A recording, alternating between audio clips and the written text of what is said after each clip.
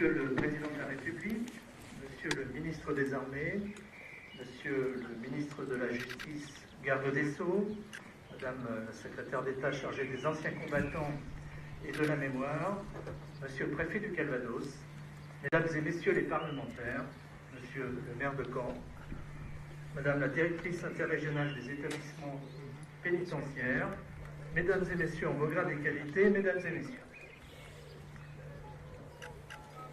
Dans cette maison d'arrêt du quartier de la Maladrerie à Caen, alors que le débarquement des armées alliées a commencé sur les côtes de la Manche puis du Calvados, et perpétré le plus grand crime de guerre que les nazis ont effectué contre des civils en Normandie. Ce 6 juin 1944, 73 prisonniers, 71 et 2 hommes, 71 hommes et 2 femmes, pour la plupart membres des réseaux et mouvements de résistance du Calvados, sont exécutés par petits groupes tout au long de la journée dans les courettes du Capitole allemand à l'extrémité de la Grande Galerie.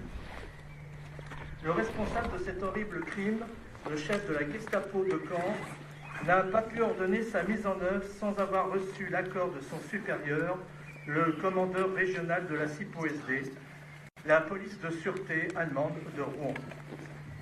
L'un des 3 rescapés de cette tragédie, Jacques Collard, 15 ans au moment des faits, arrêté avec son père, membre du réseau Arc-en-Ciel, fait une déposition devant le commissaire de police de Caen le 13 octobre 1944. En voici un extrait. Le 6 juin, vers 4 heures du matin, l'on est venu nous rapporter nos vêtements et nous avons attendu jusqu'à 6 heures environ sans rien entendre d'anormal. Vers 6 heures, nous avons entendu des coups de mitraillette. Noël m'a dit alors, ce doit être des prisonniers que l'on fusille. Mais je lui ai répondu que cela ne pouvait pas être. Vers 6h15, nous pouvions voir l'heure à la pendule du petit séminaire. L'on est venu chercher mes 2 compagnons, Paul Chaléa et Georges Noël. Puis, 5 minutes après environ, l'on est venu me chercher avec 2 détenus de la cellule voisine. À la sortie de ma cellule, le sous-officier, sans doute le feldwebel, un grand avec visage osseux, m'a fait mettre les mains en l'air et nous sommes descendus au rez-de-chaussée. Ce même sous-officier nous a demandé nos noms, qu'il a inscrits sur un registre, puis un autre officier a dit « En avant, marche !» Puis à ce moment est intervenu un autre officier de la Wehrmacht et nous a crié « Halte !» Cet officier a appelé mon nom et celui de Barjot. Il nous a fait mettre contre le mur. À ce moment, l'officier qui avait crié « En avant, marche !» a armé sa mitraillette derrière nous et a crié aux autres compagnons qui étaient en rang « En avant, marche !» Et la colonne s'est mise en route vers les cours des promenades. Nous sommes restés ainsi, et comme les Allemands avaient laissé la porte du hall donnant sur la cour des promenades entrouverte, lorsque j'ai entendu des coups de mitraillette, je me suis retourné et j'ai vu 2 corps tomber. Nous sommes restés ainsi environ 1 heure dans ce hall, et nous avons vu défiler ainsi 4 vagues, composées chacune de 6 à 7 personnes environ. Mais à chaque nouvelle vague, les Allemands refermaient la porte et je n'ai rien pu apercevoir. Au bout d'1 heure environ, j'étais reconduit dans ma cellule et les fusillades ont continué jusqu'à 10 heures environ, puis tout est rentré dans le calme jusqu'à 15 heures de l'après-midi. Vers 15 heures, les fusillades ont recommencé jusqu'à environ 16h30. Et vers 16 heures, j'ai entendu la voix d'une femme qui disait « Lâchez-moi, lâchez-moi, je n'ai rien fait !» Je suis alors monté sur mon lit et j'ai aperçu par le vasistas une femme tombée, tuée à coups de revolver. C'était une jeune femme de 20 à 22 ans, mais je ne peux rien dire d'autre car je n'ai pu apercevoir que le haut du corps. Vers 20 heures le soir, j'ai encore entendu une vingtaine de coups de mitraillette, puis tout est rentré dans le calme. Les corps sont ensuite enterrés dans les fosses creusées à l'emplacement des massifs situés au centre des courettes 2, 3, 4 et 5. Les agents de la Gestapo font ensuite laver à grande eau le sang des suppliciés et effacer toute trace de leur forfait. Le lendemain 7 juin, les femmes sont libérées, sauf une Hollandaise qui est déportée par la suite vers Ravensbrück.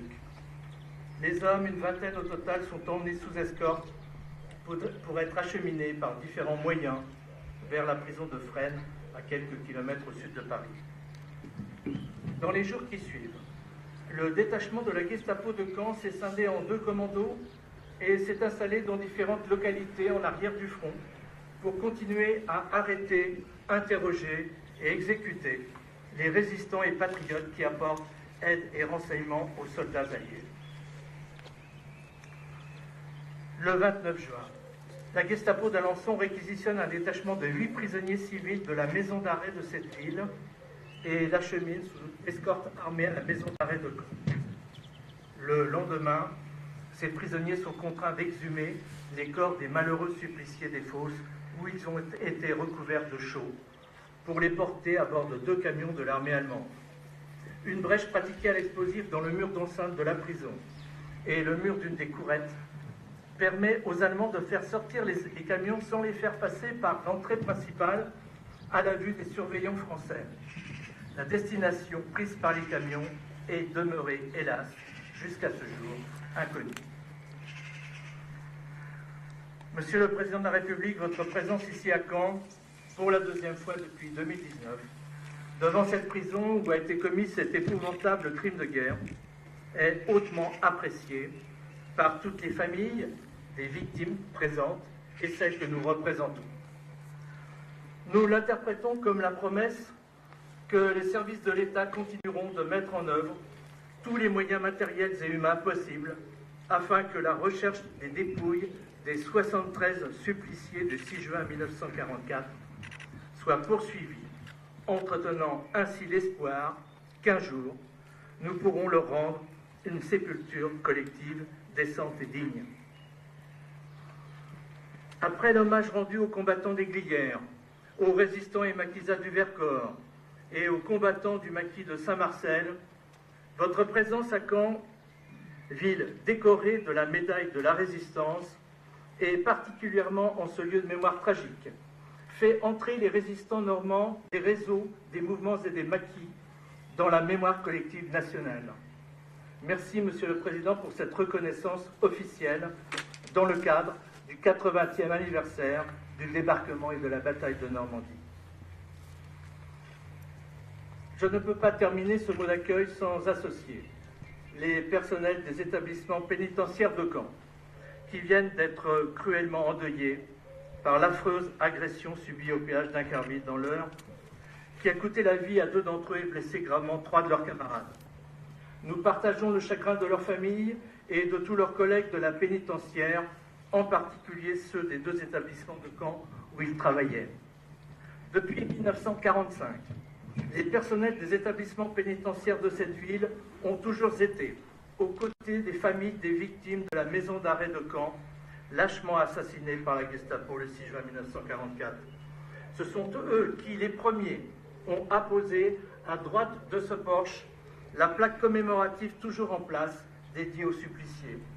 À toutes nos cérémonies depuis le 6 juin 1945, ils ont facilité l'accès des familles au chemin de ronde, entretenu les 2 stèles, assuré le pavoisement de ces lieux et la mise en place des panneaux présentant le visage de nos défunts martyrs. Aujourd'hui, nous voulons leur exprimer toute notre compassion et toute notre gratitude.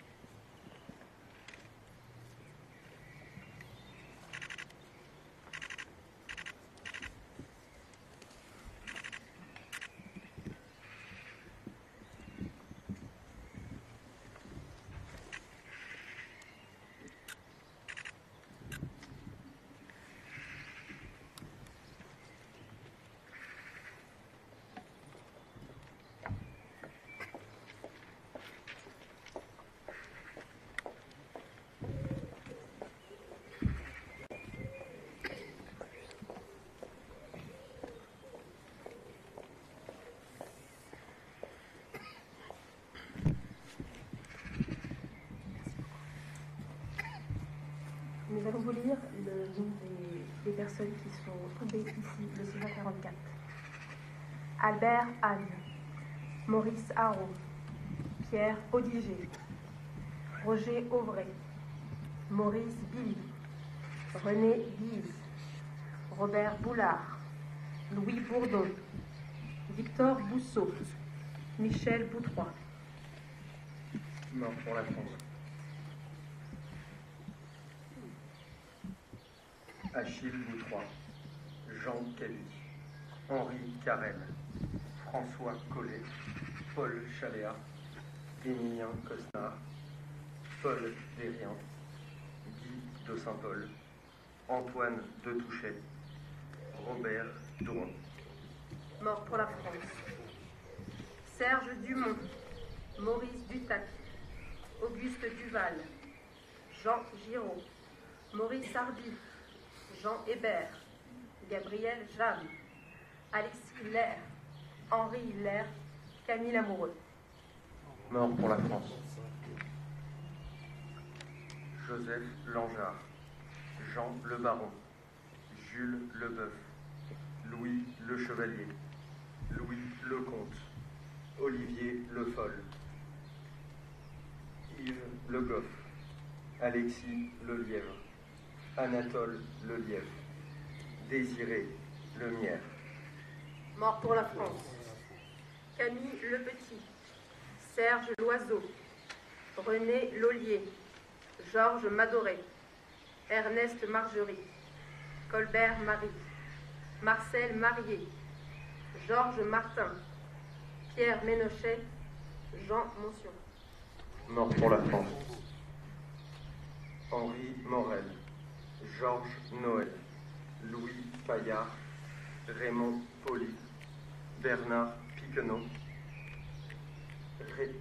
Joseph Piquenot, Roland Postel, Maurice Primo, Louis Renouf, Désiré Renouf. Mort pour la France. André Robert, Roger Roussel, Charles Sevestre, Georges Tomine, Pierre Trévin, Raymond Bessier, Roger Veillat, Paul Vigourou, Robert Vigourou, Marcel Vincent, Paul Vivier.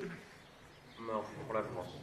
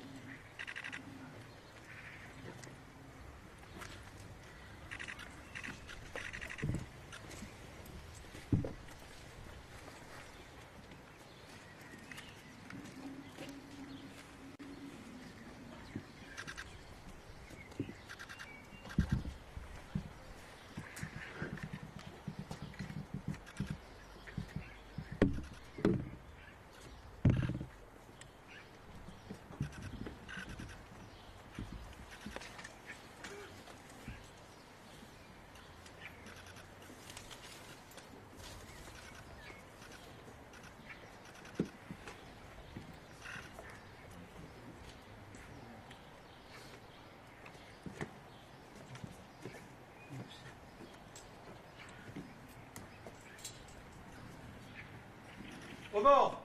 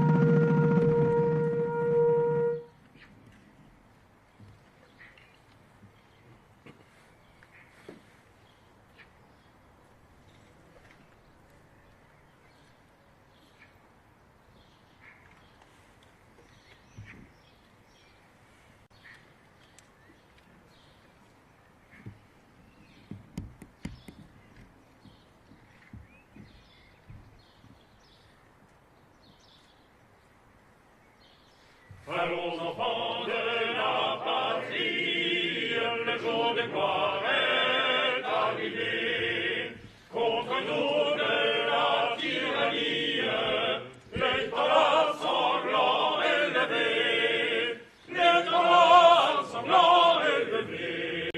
Entendez-vous dans les campagnes, juges et féroces soldats, ils viennent jusque dans nos bras, égorger nos fils, nos compagnes, aux armes, citoyens, armés au bataillon, marchons, marchons, qu'un sang impur abreuve nos sillons.